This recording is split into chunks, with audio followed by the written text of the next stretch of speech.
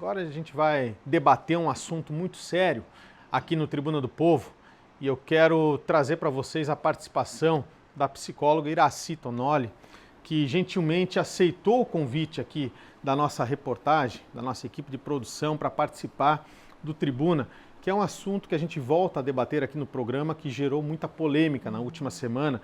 Grupo de alunas e ex-alunas aqui da Universidade Federal de Santa Catarina, do campus de Blumenau, denunciou um servidor da universidade por assédio sexual.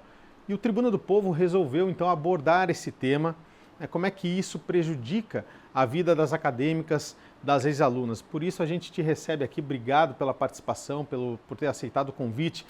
Deixa eu começar por uma pergunta: quais os efeitos psicológicos comuns que as vítimas de assédio sexual costumam experimentar num caso como esse? Boa tarde. Boa tarde, Moisés. Boa tarde a todos os telespectadores. Acho que é muito importante a gente estar tendo esse espaço para também falar sobre a saúde mental dessas vítimas, e não só das vítimas, de todas as mulheres que se identificam com essa situação, porque é mais uma violência de gênero também, né? Diante de uma situação de assédio virtual ou outra violência, danos em aspectos emocionais são esperados que aconteçam, né? Então, é muito provável para aquelas mulheres que de fato tiveram e vivenciaram como uma experiência traumática, que nem todas vão viver como uma experiência traumática, mas possam desencadear sintomas de depressão, de ansiedade, de isolamento, algumas dificuldades sexuais a longo prazo, a própria insegurança, porque foi dentro de uma instituição, e uma instituição que a gente entende que está seguro, né? E até casos mais graves que podem ocorrer até ideação suicida, até um suicídio. Porque situações como essa de violência, elas vêm e trazem muita confusão para a vítima, né? Inclusive até situações de culpabilização em algum momento, que é difícil muitas vezes ainda a mulher ela entender que ela está sofrendo uma violência. Em alguns momentos ela até demora para que isso aconteça. Como foram muitas denúncias, talvez porque uma denunciou, outras se identificaram a partir daquilo, mas em grande parte dos casos isso demora a acontecer porque a vítima nem se reconhece nesse lugar, né? Bom, assim, quais são os primeiros passos, por exemplo, que uma pessoa deve tomar, né, ao identificar ou que ela está sendo vítima de violência desse cunho, de assédio sexual no caso? Tem algum passo que ela pode tomar, vamos falar assim, em relação à saúde mental dela? Com certeza. Eu acho que primeiro, antes de te responder isso, eu acho que a gente precisa levantar uma questão que é a educação sexual. Porque quanto mais a gente aborda esse tema, mais a mulher, né, eu vou colocar enquanto gênero, mais a mulher ela entende aquilo que é inadequado, aquilo que está invadindo o espaço dela e não normaliza uma situação porque ela é de gênero, né? Até pouco tempo atrás as mulheres entendiam situações de assédio, de elogios que iam além do esperado como uma normalização. Hoje a gente já tem muito mais acesso e entendimento de que isso não deve ser dessa forma. Então, reconhecendo que você está sendo vítima de um assédio, seja virtual ou presencial, né, psicológico, você precisa sim buscar, né, tomar as providências. Como foi dentro de uma instituição essas denúncias, né, buscar a polícia de fato para fazer um boletim de ocorrência. E hoje nós temos serviços também no município que as mulheres podem procurar para falar sobre essas violências, como até assistência social, né, e outros locais que vão acolher sem julgamento para entender junto com essa mulher o que ela está sendo vítima. Bom, quais os sinais de alerta assim, que uma pessoa pode estar atenta, né, que possa estar sofrendo um assédio sexual? Porque muitas vezes é tudo muito sutil, né, doutora? Um alerta assim para a população, para as pessoas que estão assistindo e que estão em dúvida: será que eu estou sofrendo assédio sexual na escola, na faculdade, no trabalho?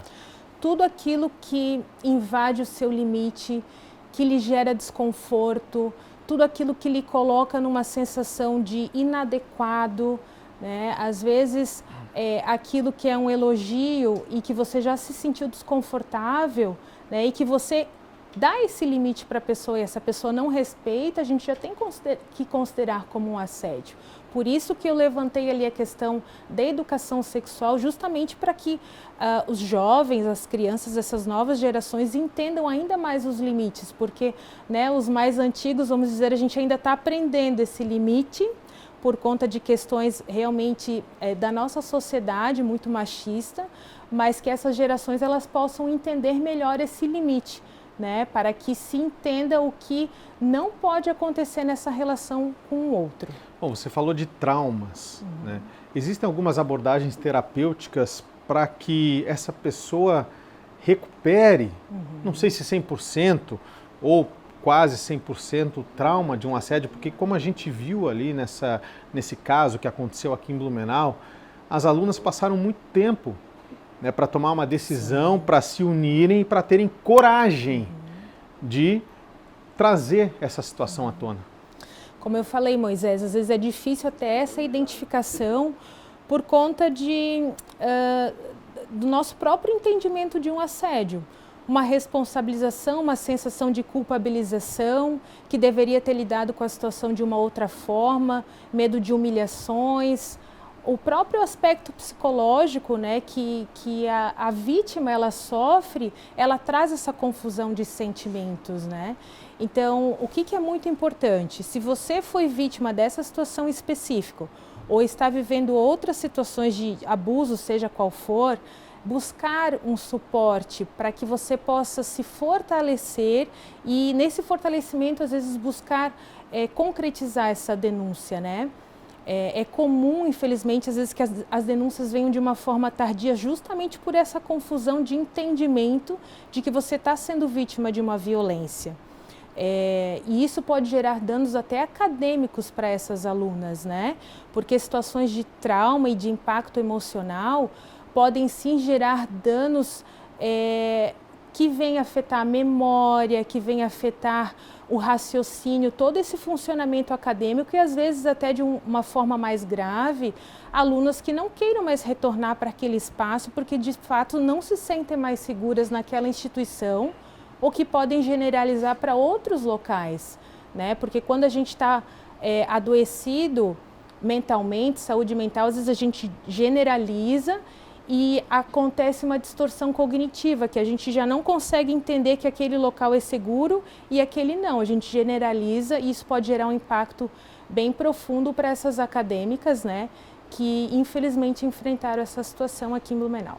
Doutora, em relação ao agressor, porque pelo cunho da denúncia, esse servidor, ele já teria sido afastado por 120 dias, ele teria cometido já esse assédio, de acordo com as denunciantes, foi afastado pela instituição, voltou depois de 120 dias, mas parece que não aprendeu a lição. Em relação ao agressor, é comum que eles voltem a praticar? Também existem alguma terapia, alguma técnica para que ele não volte a praticar esse crime? Nós não podemos agora diagnosticá-lo ou algo nesse sentido, né? Porque não necessariamente seja isso, mas de fato um agressor ele precisaria ter esse suporte, esse acompanhamento, ainda mais se tem essa reincidência nesse fato, né? Então, se já tem esse episódio, se já tem isso concreto, que tinham outras denúncias de outras situações, é uma pessoa que precisaria sim ser assistida, né? Até para estar em contato no ambiente que ele está, que é um ambiente com contato com muitas mulheres, né, de todas as faixas etárias, né? Doutora, para a gente finalizar a nossa entrevista super importante aqui, alguma dica para, nesse caso, para as mulheres, que geralmente é o público que mais sofre, né, com assédio sexual, alguma dica para alguma mulher que sofreu, mas que está tímida, que ainda não teve a coragem de procurar uma ajuda, de denunciar? O que você diria para essas mulheres hoje? Um papo de mulher para mulher. Sim. Em primeiro lugar, a gente precisa pensar no acolhimento dessas mulheres, como eu falei, sem o julgamento, né? Porque uma situação de violência, seja qual ela for, ela traz muita confusão de emoções, de pensamentos e, como eu já citei anteriormente, né, essa distorção, esse entendimento de responsabilização, culpabilização. Então, se você se sente vítima, né, se você percebe que tem alguma coisa acontecendo, seja psicologicamente, moralmente, algo que está lhe gerando algum prejuízo, buscar profissionais, como eu falei, seja da rede, né, pelas políticas públicas ou um serviço particular, porque você vai ser acolhida, você vai conseguir, às vezes, com um profissional, compreender melhor essa situação que você está exposta, para ter condições de buscar essa ajuda, que às vezes sozinha realmente fica um pouco mais complexo, por todas essas questões sociais que a gente também vivencia e essas violências de gênero. Doutora, muito obrigado pela participação aqui no Tribuna do Povo, um assunto super importante, esclarecedor, e tomara, né, que alguma pessoa que tenha, infelizmente, sofrido esse assédio, busque os seus direitos e busque, né, acompanhamento, que eu acho que é muito importante para que não fique nenhuma sequela, nem, né, é importante. Nem a curto, nem a longo prazo, né, Moisés? É isso aí. Obrigado pela participação, Não, por tá? isso.